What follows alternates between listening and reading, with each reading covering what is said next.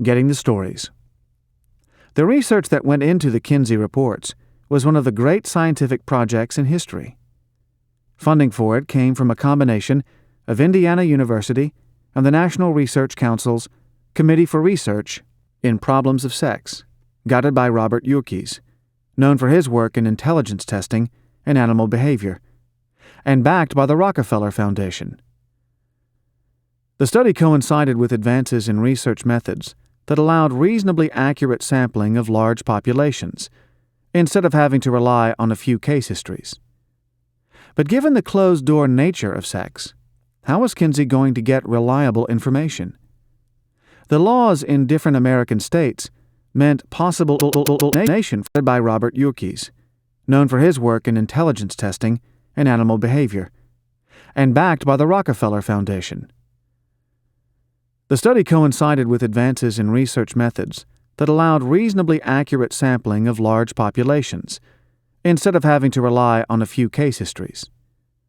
But given the closed-door nature of sex, all aspects of sexual behavior were investigated in reference to age, marital status, education level, socioeconomic class, religious background, and status as a rural or urban dweller. From 1938 to 1956, an incredible 17,000 people were studied, with Kinsey himself doing over 5,000 of the interviews.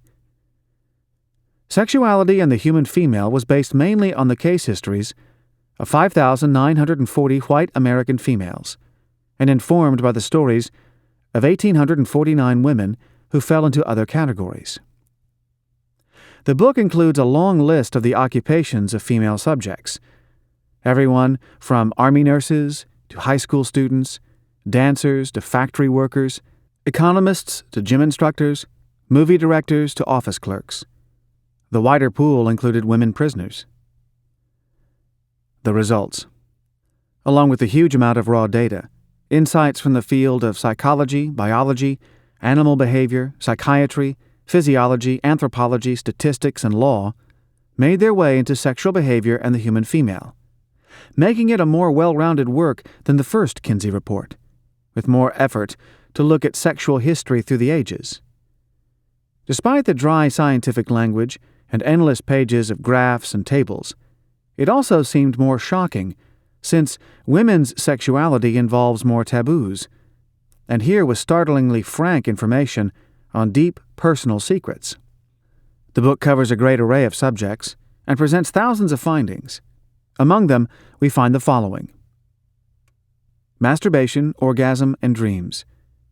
Children as young as 2 masturbate. More significant than genital stimulation in reaching orgasm, for both men and women, is rhythmic thrusting. The muscular tension involved in the sex act is a vital part of the overall physiological response. The vaginal walls have very few nerve endings. Female masturbation focuses on the clitoris, labia minora and labia majora, more than actual penetration.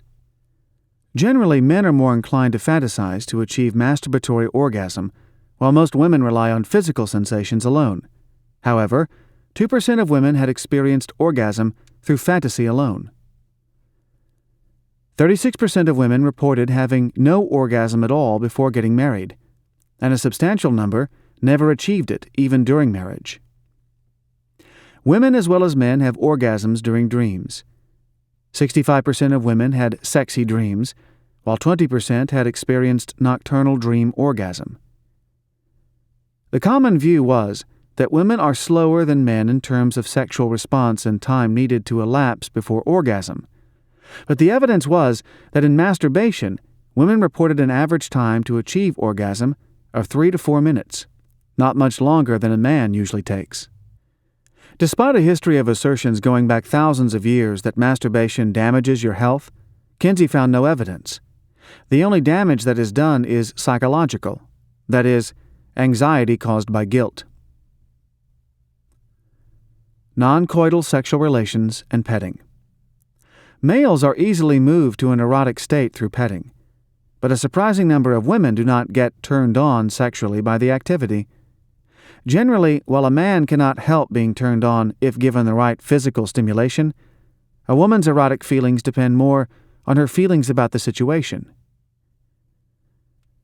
Men's sexual feeling starts suddenly in puberty and rapidly climbs through the teenage years before leveling off in the 20s. A woman's sexual feeling is more like a slow climb, and her responses are more psychological. Of the 64% of married females who had experienced orgasm prior to marriage, only 17% of their orgasms had been experienced through actual, penetrative sex. The rest occurred through petting, masturbation, dreams, or homosexual contact. Women are less aroused by breast stimulation than men are by giving the stimulation. Only 50% of women said they ever stimulated their own breasts as a form of sexual pleasure. Premarital sex. By the 1940s, much had been written alleging that premarital sex led to lasting regrets and psychological damage, particularly among women. Kinsey's research found that 77% of women who had engaged in unmarried sex did not, in fact, regret it. Those who had had unmarried sex with more than one man were even less likely to regret their experiences. Kinsey concluded that some degree of premarital experience, promiscuity, could actually bring a healthier relationship when the woman did marry, as she would have fewer of the usual hang-ups about sexuality. Interestingly, 83% of women who had become pregnant as a result of premarital sex did not regret what they had done either. Extramarital sex. By the age of 40, a quarter of all married women in Kinsey's surveys had had extramarital sex. Extramarital sex reached its zenith in the 30s and early 40s. Younger women's lower interest in sex outside marriage was put down to greater sexual interest in their partner, and their young husband's demand for sexual exclusivity in his wife. Despite the common perception that men like to have sexual affairs with younger women, many actually preferred them with older or similar-aged women, partly because they were more sexually experienced. Among women who had not had extramarital sex, 17% said they would consider it actively, or at least not rule out the idea. But among those women who had already strayed, 56% said they would probably do it again. Other fascinating points. The missionary position was simply a European and American cultural norm. Why, Kinsey did not know. It was not so favored in other cultures, and was little used by other mammals. The Western world continued to favor this position, even though a woman is much more likely to experience orgasm if she is on top, because she is free to move as she wants. Men and women in a state of deep sexual engagement have exactly the same facial expression as people who are being tortured. As the sexual act reaches its climax, in both sexes the senses of touch and pain diminish, and the vision narrows. Educated women generally have more sexual experience, possibly because they consider themselves more enlightened and less subject to taboos about female sexuality. Final comments. If Kinsey was a biologist, why are sexual behavior and the human female and its brother volume considered classics in psychology? In 1950s America, psychology was equated more with behavior than with what went on in the mind, and his work was about human sexual behavior. His team wanted to show that humans could not escape their mammalian, read animal, heritage. In relation to sex, we are bound by our physiology to have certain responses in relation to stimuli. Although we like to think of the sexual act as being about love, Kinsey aimed to show that it was less about the higher mind than we like to believe. Yet for a scientist, Kinsey made the fundamental mistake of blurring the line between his subjects, the people he was interviewing, and his private life. Those around him, including his wife and colleagues, found themselves in steamy and unorthodox situations in the name of research. This less admirable aspect of the Kinsey phenomenon is shown to good effect in the film Kinsey, 2004, starring Liam Neeson. As well as a whole chapter on homosexuality and one on pre-adolescent sexual play, Kinsey also addressed such subjects as pornography in the days before Playboy, sexual graffiti, sadomasochism, erotic stimulation by animals, group sex, and voyeurism. The chapters on human sexual anatomy and on physiological response during sex and orgasm, in their explicit detail, did more to educate Americans about their own bodies than anything that had come before. Even today, it is a rare reader who does not learn something from these sections. For conservatives, Kinsey's work was the beginning of a downhill slide for civilization, and they made much of his inclusion of sex offenders. 1,300 were interviewed in his studies. Yet Kinsey saw himself in the same light as Copernicus and Galileo, reporting what he saw in the physical world, irrespective of theological or moral dogma. Given that the subject of his scrutiny was sex, his fame was perhaps inevitable. Alfred Kinsey. Born in Hoboken, New Jersey in 1894, Kinsey was the oldest of 3 children. His father, who taught engineering at a local college, was a devout and domineering Methodist, and Kinsey grew up in an environment that outlawed any talk or experience of sexuality.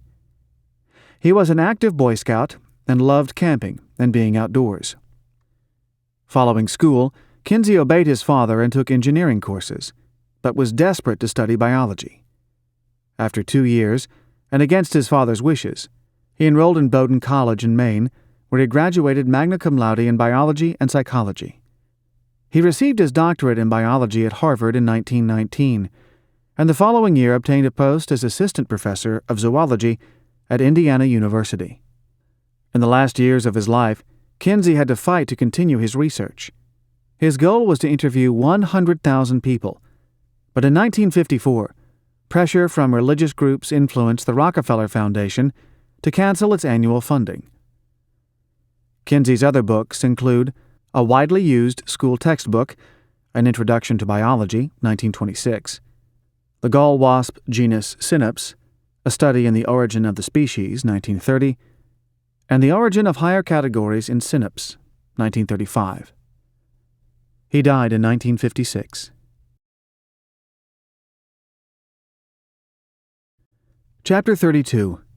Melanie Klein. The following are quotes from her 1957 book, Envy and Gratitude. The infant can only experience complete enjoyment if the capacity for love is sufficiently developed, and it is enjoyment that forms the basis for gratitude. Freud described the infant's bliss in being suckled as the prototype of sexual gratification. In my view, these experiences constitute not only the basis of sexual gratification, but of all later happiness, and make possible the feeling of unity with another person. An infant who has securely established the good object can also find compensations for loss and deprivation in adult life. All this is felt by the envious person as something he can never attain, because he can never be satisfied, and therefore his envy is reinforced.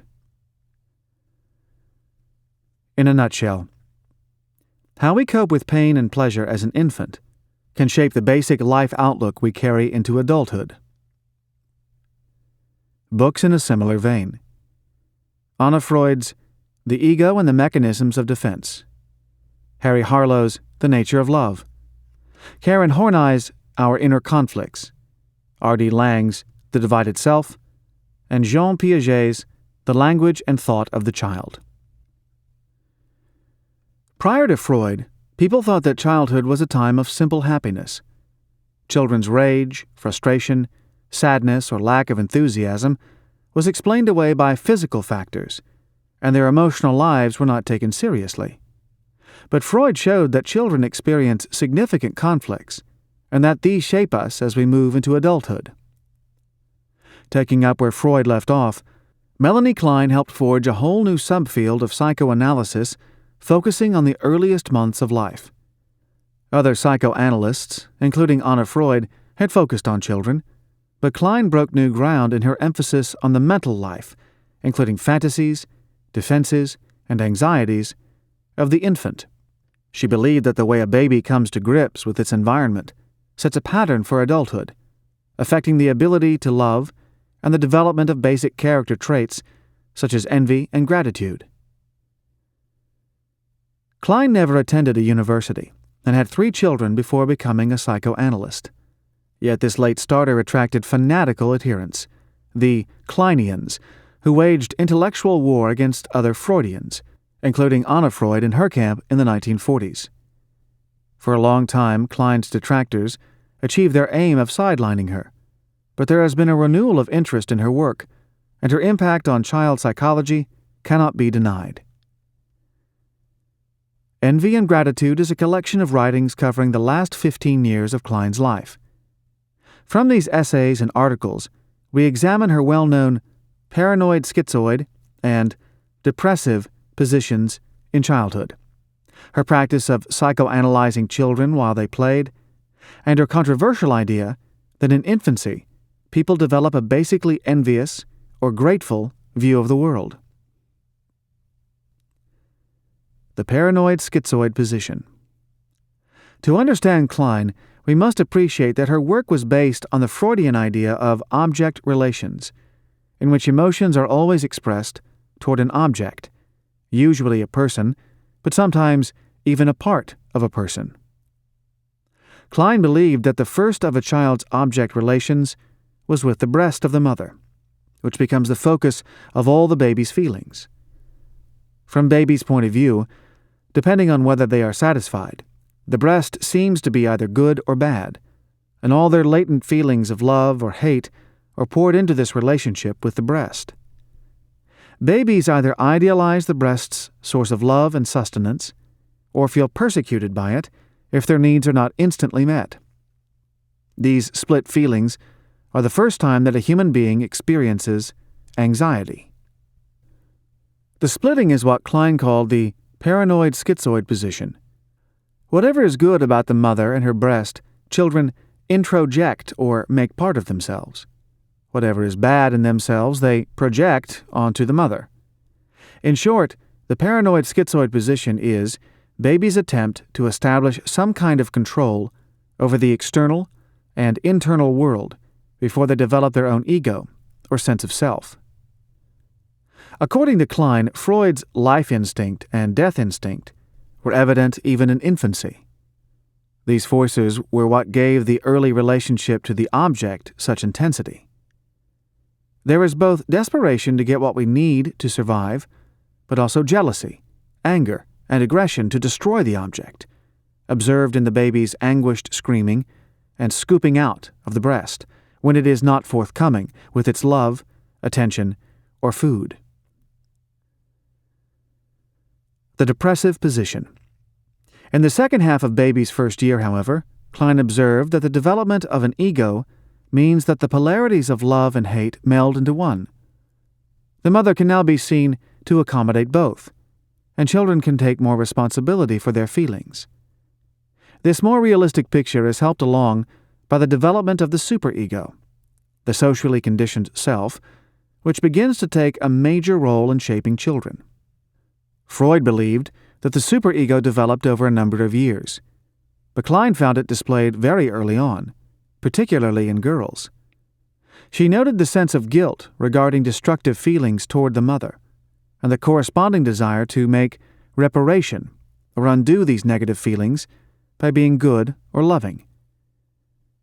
The roots of schizophrenia, she theorized, were to be found in children's relations with their superego, which often involved a frightening or strict mother figure.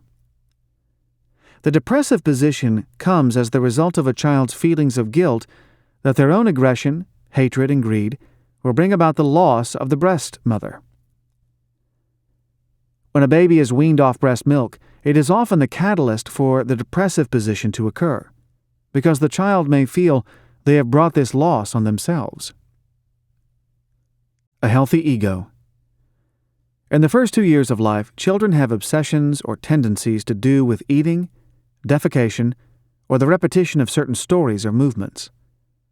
As adults, we know these obsessions are neurotic, but understand them as part of the infant's desire to establish security. Children develop anxieties or psychotic tendencies, Klein wrote, only so that their still fragile ego can remain protected. The depressive position is actually the beginning of maturity, because babies now have greater sophistication in how they understand their own feelings about the world. Normally, children's defenses or neuroses lessen as they develop and are able to adjust themselves better to reality. However, how we work through the depressive and schizoid positions also sets a template for how we deal with these feelings as adults. The early negative states can be reactivated in adult life at certain events. Mourning, for instance, is not only about the person lost, but about our internal losses. The development of a strong ego or sense of self in infancy, according to Klein, is therefore vital to adult mental health. The envious and the grateful. If children can fully express love for their mother in infancy, this sets them up to be able to enjoy life and love fully in adulthood. However, some children, according to Klein, are more aggressive and greedy than others, and bear more of a grudge against their mother when they do not feel their needs are being met. Feelings of envy make children less able to enjoy and be grateful for the sustenance and attention they receive. Such babies, Klein asserted, become envious people as adults. In contrast, those infants who can internalize the good aspects of their parents have a fundamentally positive or grateful view of life, and are capable of being loyal, possessing the courage of their convictions, and generally being of good character. Klein noted that a loving, supportive environment in infancy cannot prevent the love-hate split, but it does enable children eventually to grow out of it. In contrast, infants who do not get what they need may spend the rest of their lives chasing external things to make up for what they feel is missing inside, or have to express the anger they have never resolved. Child's play. A couple took their son, Peter, to see Klein. Since Peter's brothers were born, Peter had become very aggressive with his toys, doing what he could to break them. Observing Peter smashing two toy horses into each other, Klein wondered out loud to him whether the horses represented people. He agreed. As the bumping together continued, she gleaned that Peter had seen his parents having sex, and it had generated considerable jealousy and anxiety. The bumping together represented the sexual act. By bringing Peter's repressed feelings out into the open, Klein helped the boy to curb his aggression. It may seem a stretch to believe that a child can make such interpretations, but Klein claimed that if you spoke in their language, a child really could understand. She believed that the way children play is a window into their unconscious mind and what is troubling them. Given children's difficulty in articulating their thoughts, play was the best way of healing any mental issues. Final comments. The concept of objects in Freudian theory seems quite cold, but when we appreciate that in infancy we attach ourselves to a particular person, usually our biological mother, without giving much thought to who that person actually is, rather we think only in terms of our own needs, the theory does make some sense. Arguably, this tendency carries over into adulthood, for in truth we are often less interested in who a person really is than in how they can satisfy some of our basic wants and wishes. It is only mature people who transcend object relations to really care about the worldview, interests, and aspirations of other people. Whether or not you accept all Klein's ideas, it cannot be denied that most of our relationships with our parents and siblings, even if they are good, are complex, and we should not instantly dismiss the notion that many of our attitudes or hang-ups stem from the first few months of life. For Klein, this was the crucial time when the interaction between natural tendencies and environment sets us up to be a basically satisfied or unsatisfied person. For some, Klein creates a rich world of ideas that explains our deepest needs and longings. For others, her books seem like mumbo-jumbo, Freudianism taken to its worst extremes. Her explanations of schizophrenia, manic depression, and depression as outgrowths of the paranoid schizoid and depressive positions in infancy should be viewed critically. These days, such conditions are being increasingly fathomed by brain science rather than psychoanalysis. Klein's style takes a while to get into, but for someone who was denied the chance to attend university, she was clearly a profound thinker. Her own childhood clearly shaped her work, and her daughters provided a ready testing ground for her ideas. As with many children of psychoanalysts, this was not always appreciated. Melanie Klein. Born in a middle-class suburb of Vienna in 1882, Klein was the youngest of 4 children. Her teenage ambition was to study medicine, but her marriage in 1903 to chemist Arthur Klein cut short her university experience. The Kleins moved to Budapest in 1910 for Arthur's work, where Klein discovered Sigmund Freud's writings and first underwent psychoanalysis with Sandor Ferenczi. She met Freud at the 1918 Psychoanalytic Congress in Budapest. Splitting from her husband, Klein took her 3 children to Berlin, where she gained a mentor in psychoanalyst Karl Abraham. In 1926, she moved to London, where she remained for the rest of her life. Klein's personal tragedies included the death of her much-loved brother Emmanuel and sister Sidnoni, both while they were young, and that of her son Hans in 1935. Her daughter, Melita, who also became a psychoanalyst, was one of her most vocal opponents. Klein also suffered from depression and anxiety much of her life. Klein's writings include The Psychoanalysis of Children, 1932, Contributions to Psychoanalysis, 1948, and Narrative of a Child Analysis, 1961. Love, Guilt, and Reparation, and Other Works, 1921 to 1945, is a companion volume to Envy and Gratitude. Klein died in 1980. Chapter 33. R.D. Laing. The following are quotes from his 1960 book, The Divided Self. The paranoiac has specific persecutors. Someone is against him. There is a plot afoot to steal his brains. A machine is concealed in the wall of his bedroom, which emits mind rays to soften his brain, or to send electric shocks through him while he is asleep. The person I am describing feels at this phase persecuted by reality itself. The world as it is, and other people as they are the dangers. Everyone is subject to a certain extent at one time or another to such moods of futility, meaningless, and purposelessness. But in schizoid individuals, these moods are particularly insistent. These moods arise from the fact that the doors of perception and/or the gates of action are not in the command of the self, but are being lived and operated by a false self. In a nutshell, we take a strong sense of self for granted, but if we don't have this, life can be torture. Books in a similar vein. Karen Horney's Our Inner Conflicts. Melanie Klein's Envy and Gratitude. V.S. Ramachandran's Phantoms in the Brain. Carl Rogers' On Becoming a Person, and William Styron's Darkness Visible. When Scottish psychiatrist R.D. Laing sat down to write The Divided Self, a study of sanity and madness, in the late 1950s, the conventional view in psychiatry was that the mind of an unbalanced person was just a soup of meaningless fantasies and obsessions. Patients were examined for the official symptoms of mental illness and treated accordingly. However, with his first book, written at the age of 28, Laing helped change the way we look at psychoses.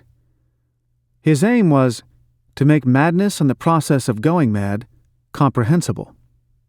And he achieved this by showing how psychosis, specifically that relating to schizophrenia, actually makes sense to the person suffering it.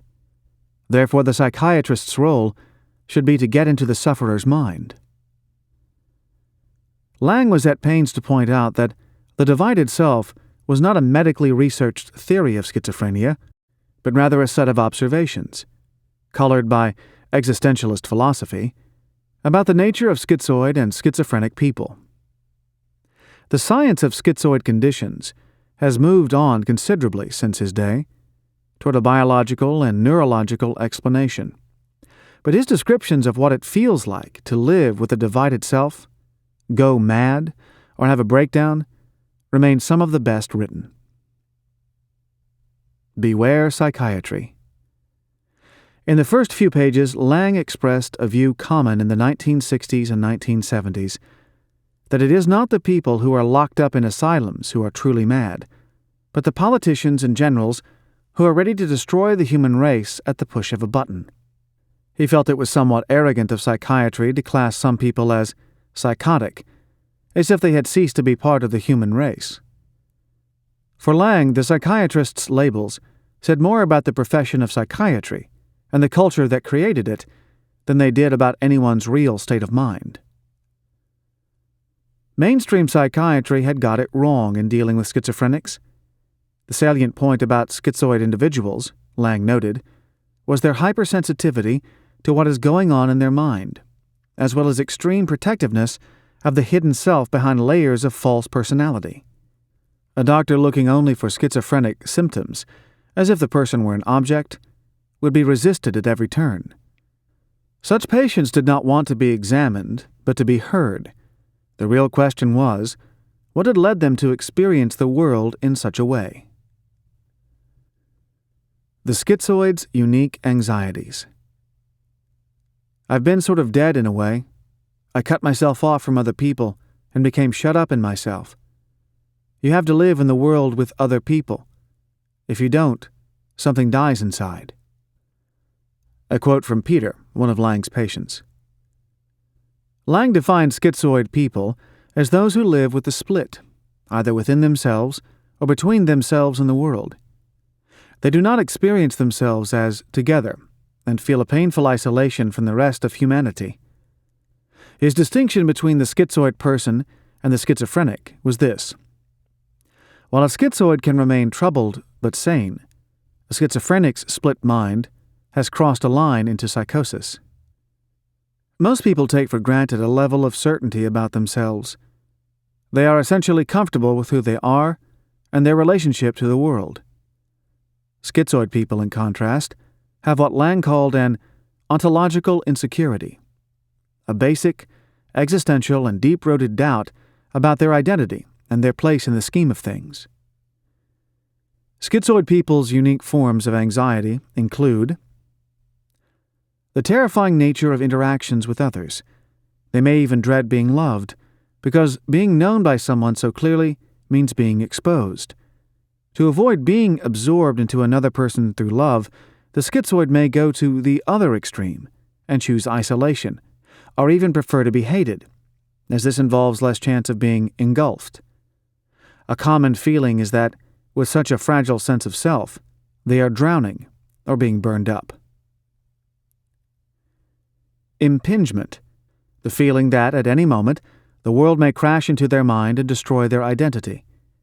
Such an apprehension can only come from a great feeling of emptiness in the first place. If someone has little sense of self to begin with, the world can seem like a persecuting force.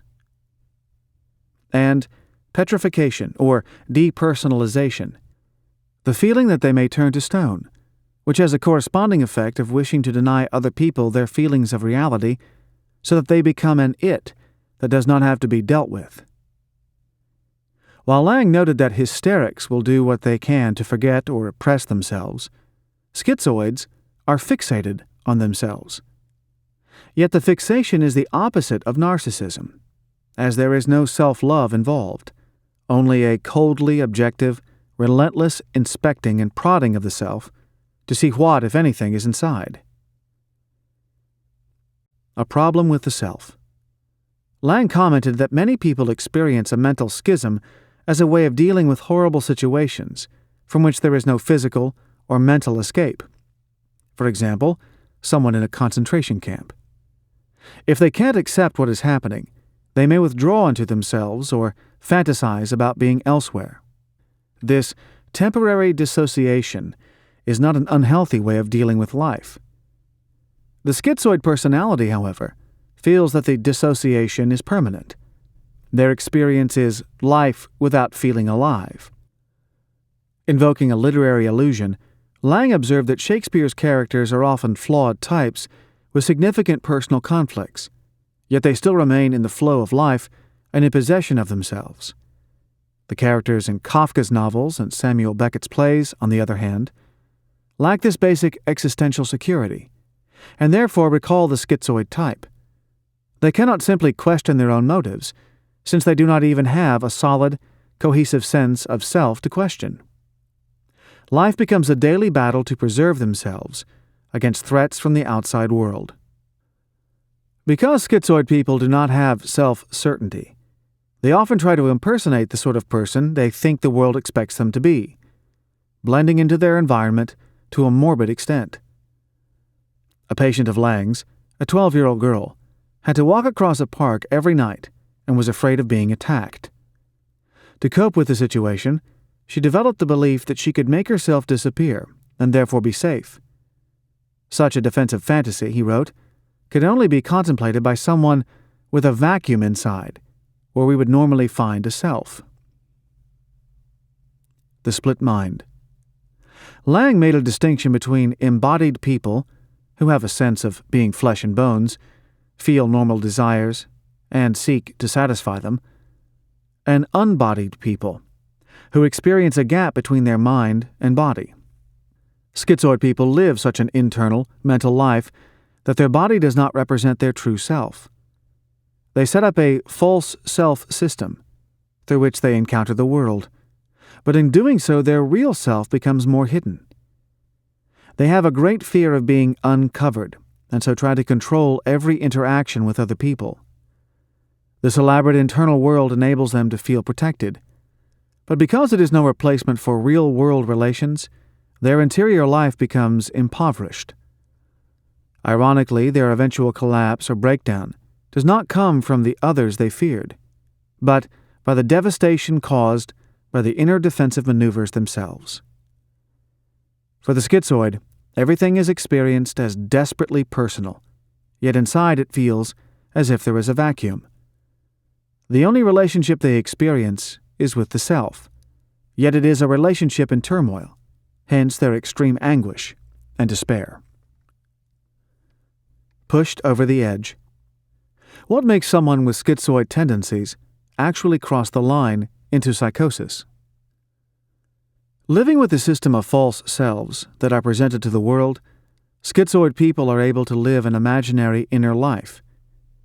In the place of normal creative relationships are attachments to things, trains of thought, memories, and fantasies. Anything becomes possible. Schizoids feel free and omnipotent. But as this happens, they are whirling themselves further away from the center of objective truth. If their fantasies are destructive, these are likely actually to result in destructive acts, since without access to a real self, there can be no guilt or reparation. This is why schizophrenic people can apparently seem normal one week and psychotic the next, declaring that a parent or husband or wife is trying to kill them, or that someone is trying to steal their mind or their soul. The veil of the false self or selves that made them seem relatively normal is suddenly lifted, revealing the secret tortured self that has been hidden from the world's view for so long. Final comments. The divided self also presented Lang's controversial belief that if a child has a genetic predisposition to schizophrenia, there may be certain ways that a mother or large family acts that will either encourage or prevent the condition from being expressed. Unsurprisingly, this angered parents of schizophrenics. The more lasting effect of the book was to help lift the taboo around mental illness and create a better understanding about the schizoid mind. It was also important in its idea that psychology should be about achieving personal growth and freedom, instead of mimicking the disease, symptom, cure paradigm of conventional medicine. Exploring who you were, even if the explorations were risky adventures, Lang saw as vital. The other route was to try to make yourself fit into society's regimented molds, with all the related anxieties of such a compromise. Because of such ideas, Lang became famous in the 1960s, attractive to anyone who felt marginalized by their families or cultures, or who wanted to be a part of the self-realization mindset of the human potential movement. Drug use, alcohol addiction, depression, and an interest in unorthodox subjects, such as shamanism and reincarnation, all contributed to a lowering of Lang's professional reputation, and he was forced to resign from the UK's medical register in 1987. Despite critics' attempts to devalue his work, his twin aims of changing attitudes to mental illness and helping to recast the ultimate aim of psychology were realized. Lang remains one of the major figures of 20th century psychology. R.D. Lang. Born an only child in 1927 in Glasgow to middle-class Presbyterian parents, Ronald David Lang later wrote of a lonely and often frightening childhood.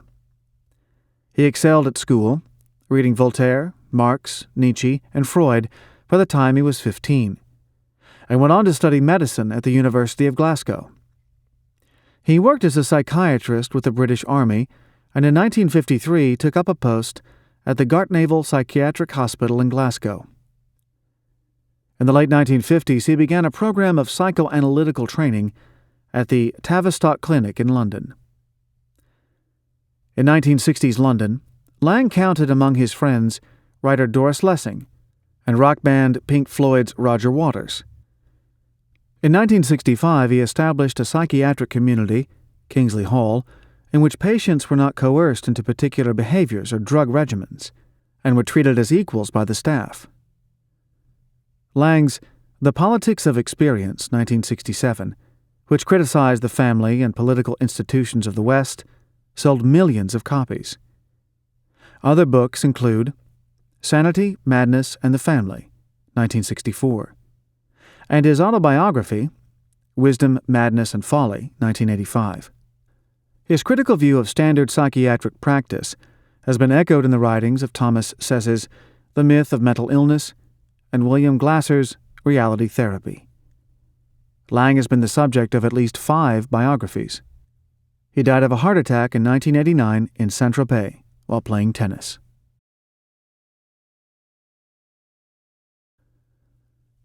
Chapter 34. Abraham Maslow. The following are quotes from his 1971 book, The Farther Reaches of Human Nature. On the whole, I think it is fair to say that human history is a record of the ways in which human nature has been sold short. The highest possibilities of human nature have practically always been underrated. People selected as self-actualizing subjects, people who fit the criteria, go about it in these little ways. They listen to their own voices. They take responsibility. They are honest, and they work hard. They find out who they are, not only in terms of their mission in life, but also in terms of the way their feet hurt when they wear such and such a pair of shoes, and whether they do or do not like eggplant, or stay up all night if they drink too much beer. All this is what the real self means. They find their own biological natures, their congenital natures, which are irreversible or difficult to change. In a nutshell, our view of human nature must expand to incorporate the features of the most advanced and fulfilled people among us. Books in a similar vein.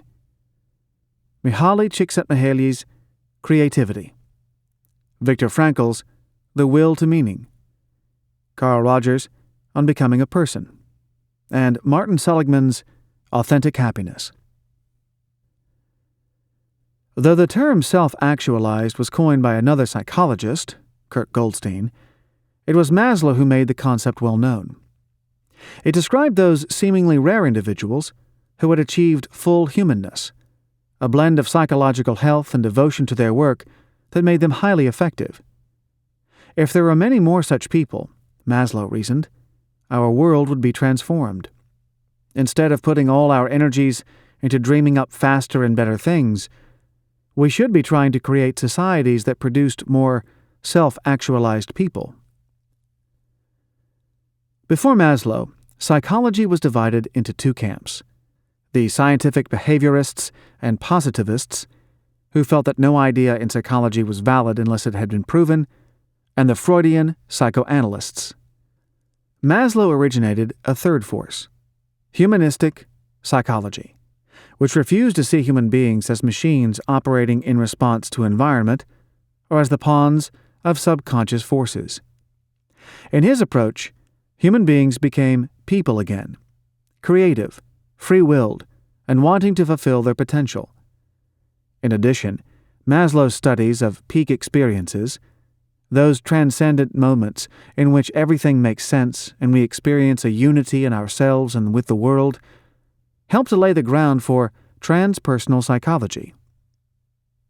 This fourth force lent a more scientific framework to the study of religious or mystical experience, and made Maslow a celebrated figure in the milieu of West Coast America in the 1960s.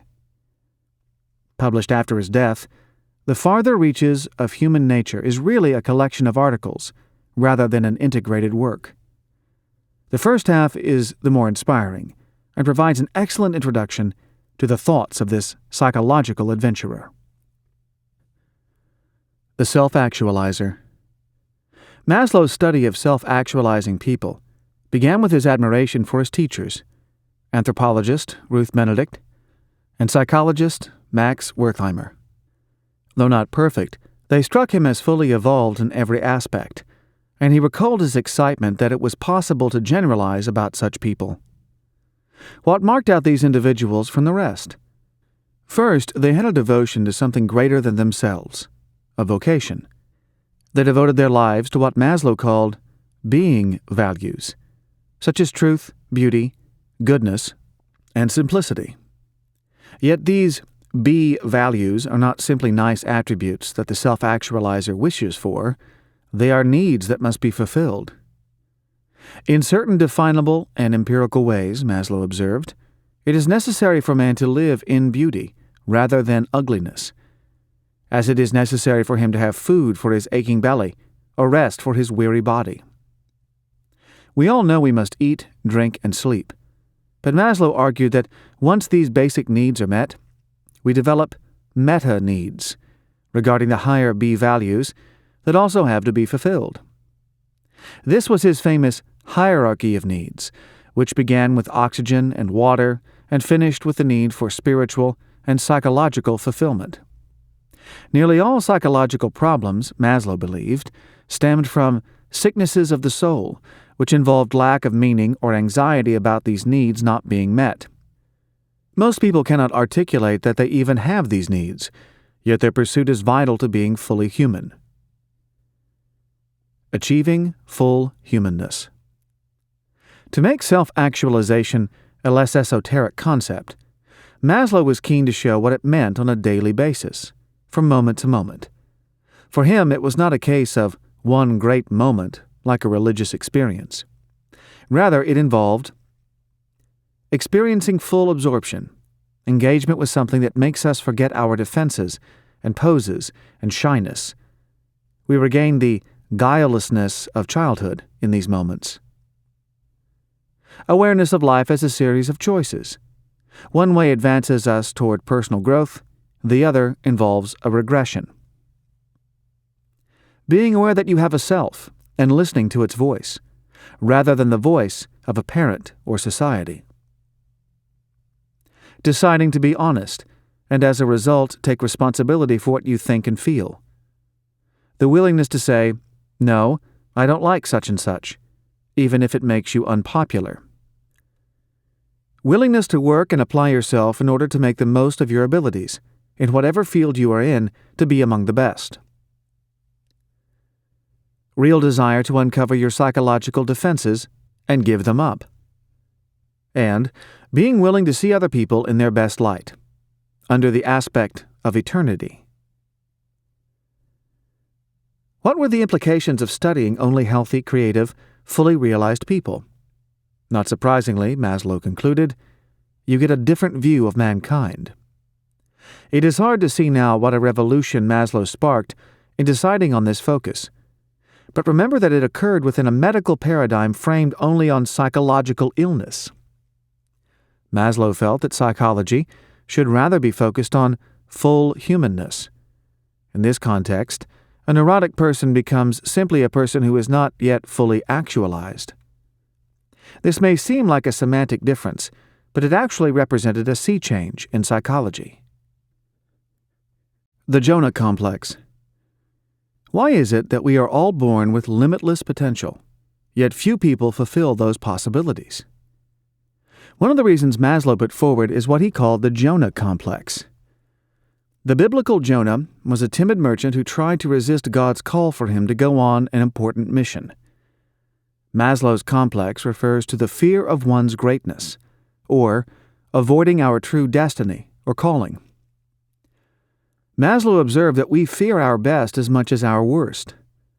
Perhaps it seems too frightening to have a mission in life, so instead we take on a series of jobs for survival's sake. We all have perfect moments in which we glimpse what we are truly capable of, when we know ourselves to be great. And yet, Maslow noted, we simultaneously shiver with weakness, awe, and fear before these very same possibilities. He liked to ask his students questions such as, "Which of you intends to become president?" Or, "Which of you will become an inspirational moral leader, like Albert Schweitzer?" When they would squirm or blush, he then posed the question, "If not you, then who else?" These were all people who were training to be psychologists, but Maslow asked them what the point was of learning to be a mediocre psychologist. Doing only as much as necessary to be competent, he told them, was a recipe for deep unhappiness in life. They would be evading their own capabilities and possibilities. Maslow recalled Nietzsche's idea of the law of eternal recurrence, that is, that the life we lead has to be lived over and over again into eternity, like in the movie Groundhog Day. If we lived with this law in mind, we would only ever do what was really important. Some people avoid seeking to be great because they fear being seen as grandiose, as wanting too much. Yet this can just become an excuse not to try. Instead, we adopt mock humility and set low aims for ourselves. The possibility of becoming remarkable shoots a thunderbolt of fear into many unremarkable people. They suddenly realize that they will attract attention. The Jonah complex is partly a fear of losing control, of the possibility that we might undergo a total transformation from the old person we were. Maslow's suggestion was this: we need to balance grand aims with having our feet on the ground. Most people have too much of one and not enough of the other.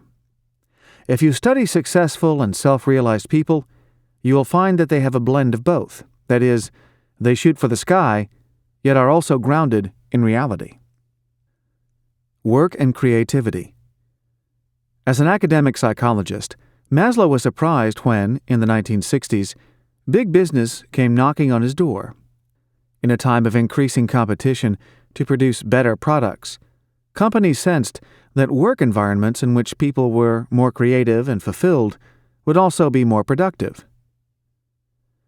Maslow had written about eupsychia, which was the culture that would be generated by 1,000 self-actualizing people on some sheltered island where they would not be interfered with.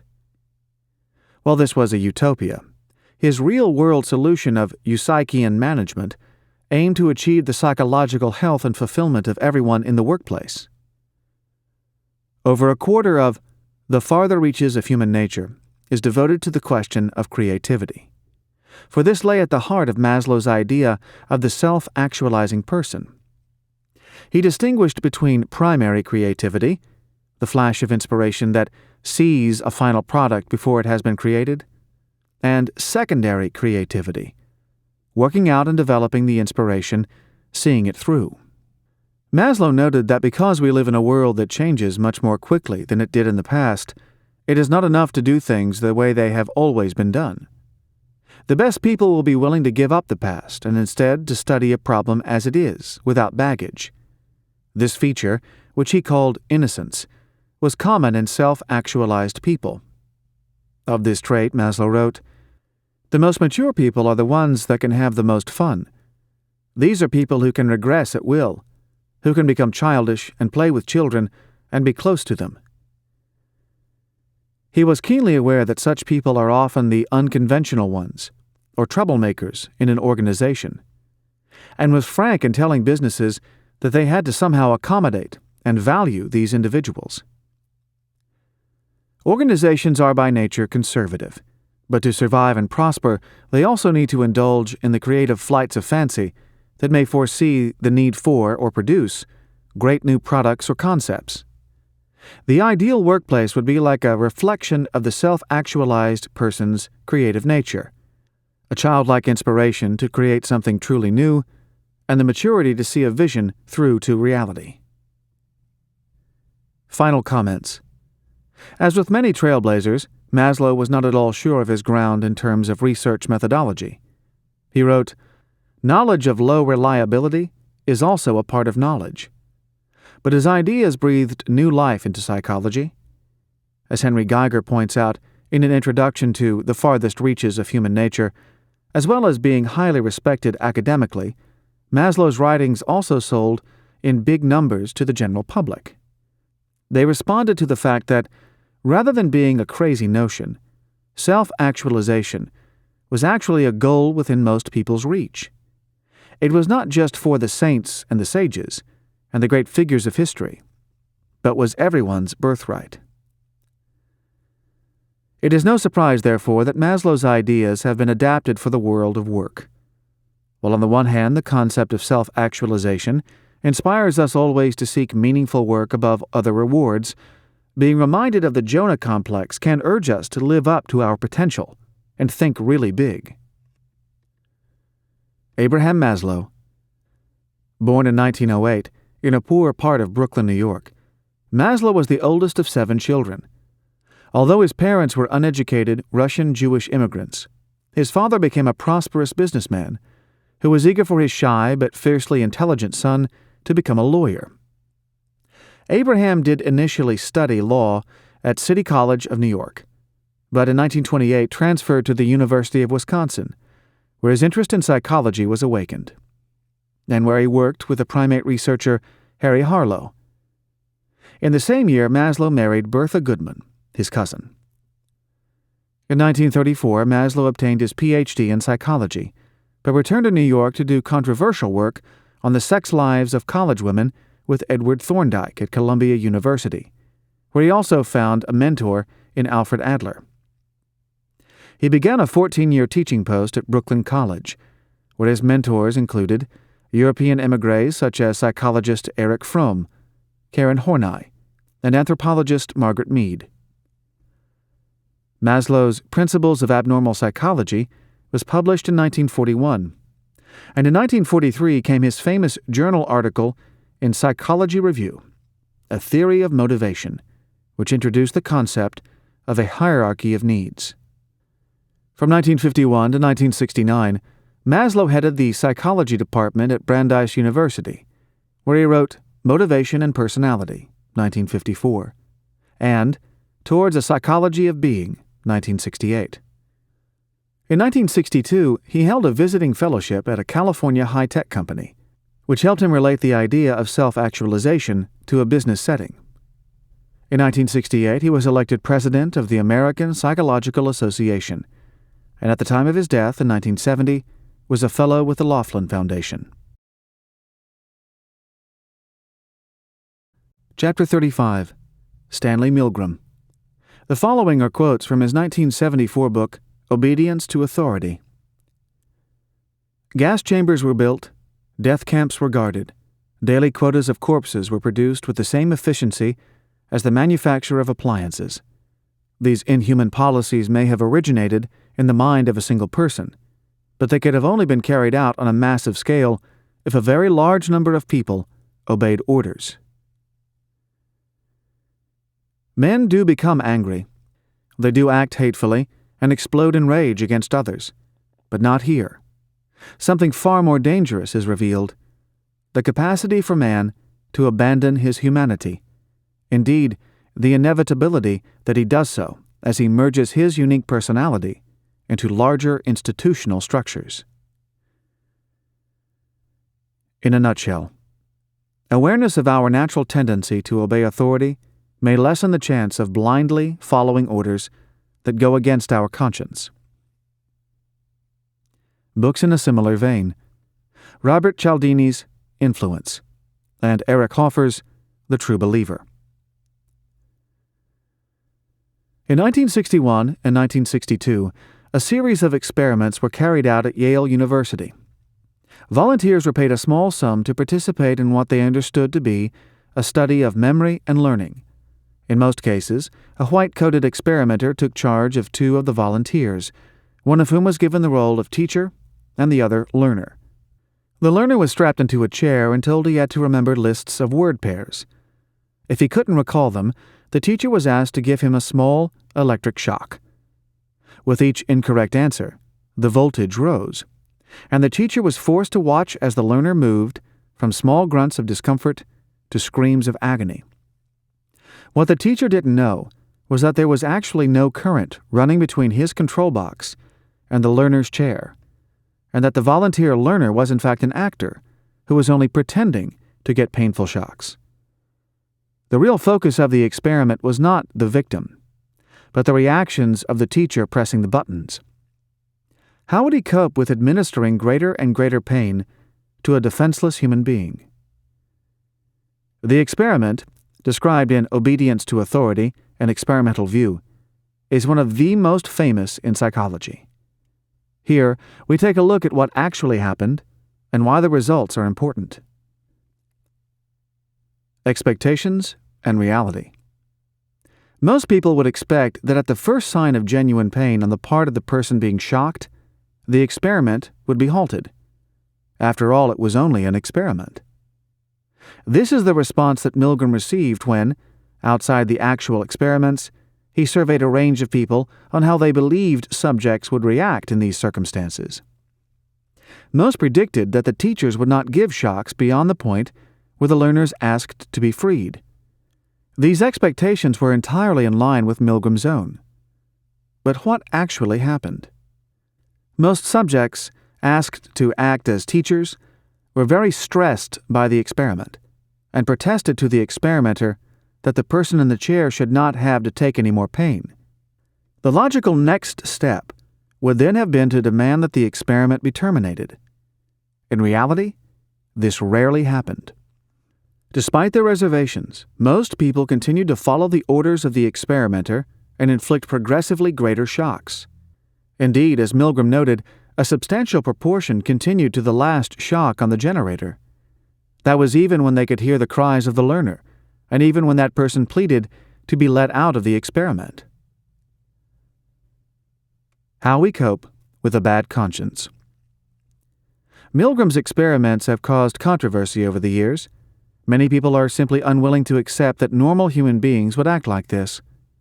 Many scientists have tried to find holes in the methodology, but the experiment has been replicated around the world with similar outcomes.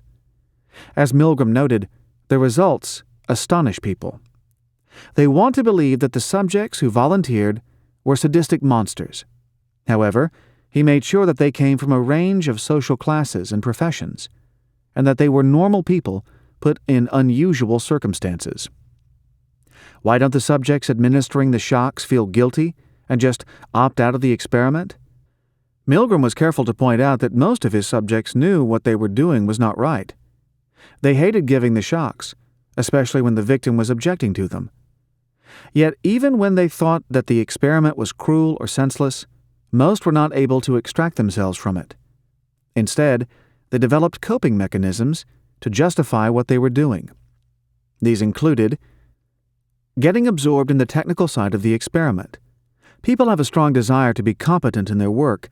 The experiment and its successful implementation became more important than the welfare of the people involved. Transferring moral responsibility for the experiment to its leader. This is the common "I was just following orders" defense found in any war crimes trial. The moral sense or conscience of the subject is not lost, but is transformed into a wish to please the boss or leader. Choosing to believe that their actions needed to be done as part of a larger worthy cause. Where in the past wars have been waged over religion or political ideology, In this case, the cause was science. And finally, devaluing the person receiving the shocks. If they are dumb enough not to remember the word pairs, they deserve to be punished. Such impugning of intelligence or character is commonly used by tyrants to encourage followers to get rid of whole groups of people. They are not worth much, the thinking goes, so who really cares if they are eliminated?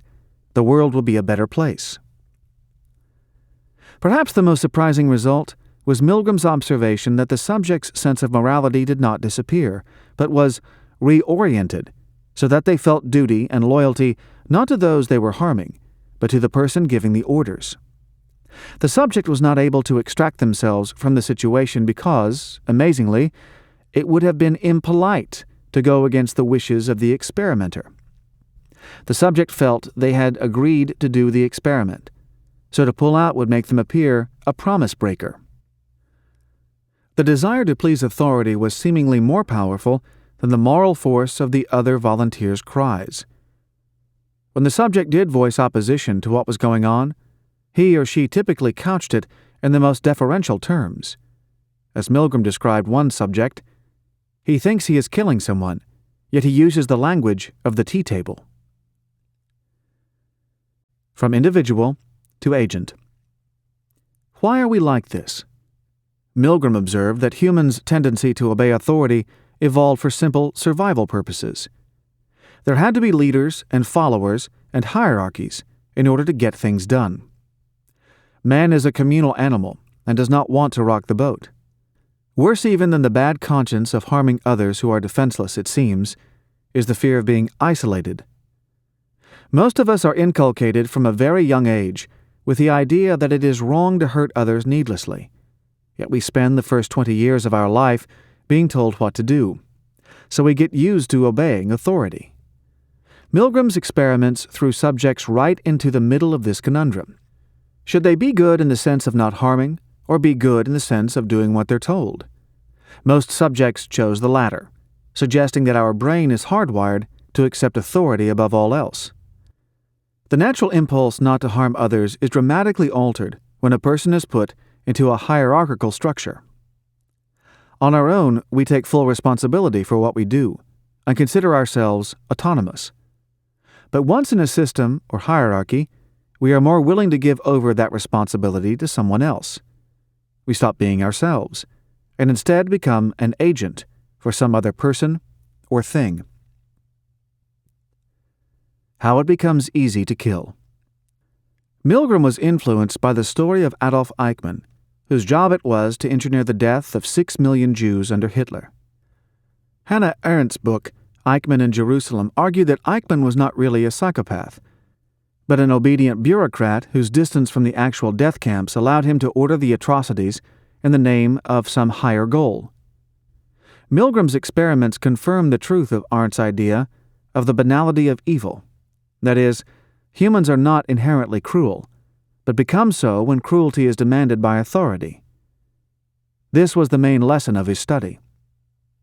Ordinary people, simply doing their jobs and without any particular hostility on their part, can become agents in a terrible destructive process. Obedience to authority can make for painful reading, especially the transcript of an interview with an American soldier who participated in the My Lai massacre in Vietnam. Milgram concluded that there was such a thing as inherent psychopathy or evil, but that it was statistically not common. His alarm was more about how an average person— his experiments included women too, who showed almost no difference in obedience to men— if put into the right conditions, can do terrible things to other people and not feel too bad about it. This, Milgram noted, is the purpose of military training. Trainee soldiers are put into an environment separate from normal society and its moral niceties, and instead are made to think in terms of the enemy. They are instilled with a love of duty, the belief that they are fighting for a great cause, and a tremendous fear of disobeying orders. Although its ostensible purpose is to provide the recruit with military skills, its fundamental aim is to break down any residues of individuality and selfhood. Trainee soldiers are made to become agents for a cause, rather than free-thinking individuals, and herein lies their vulnerability to dreadful actions.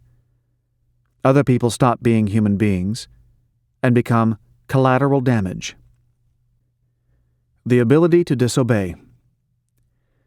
What makes one person able to disobey authority while the rest cannot? Disobedience is difficult.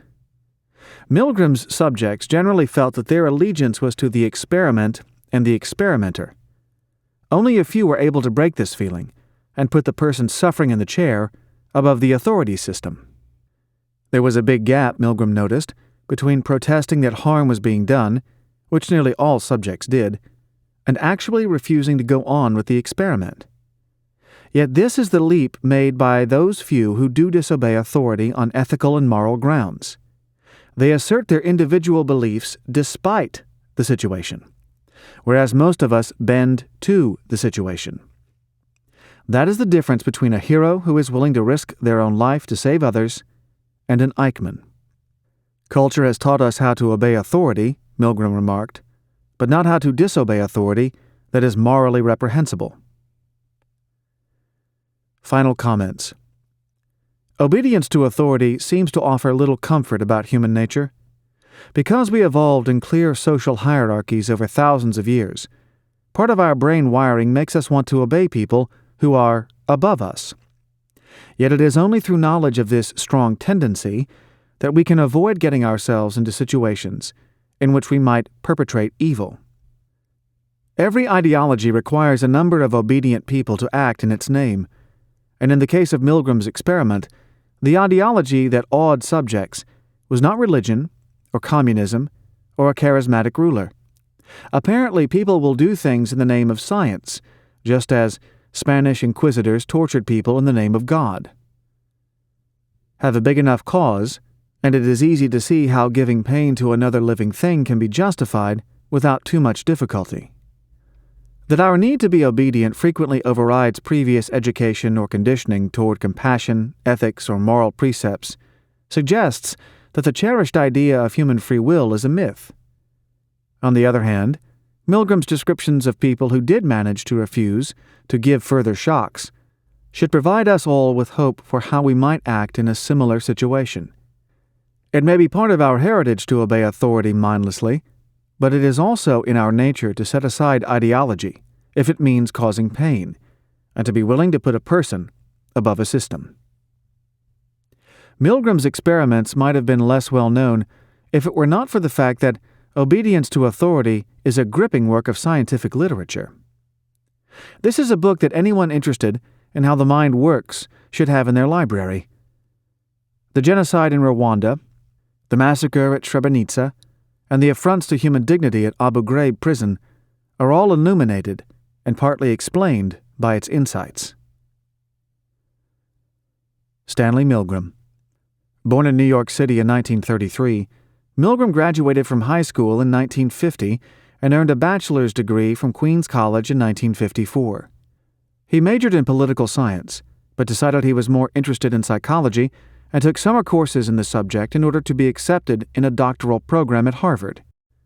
His Ph.D. was taken under the supervision of eminent psychologist Gordon Allport on the subject of why people conform. Milgram worked with Solomon Asch at Princeton University, who developed famous experiments in social conformity.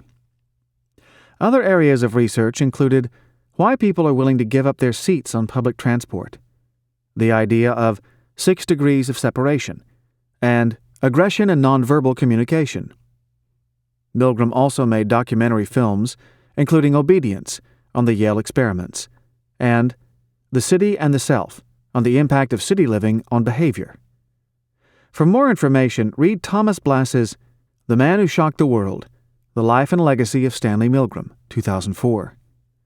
Milgram died in New York in 1984.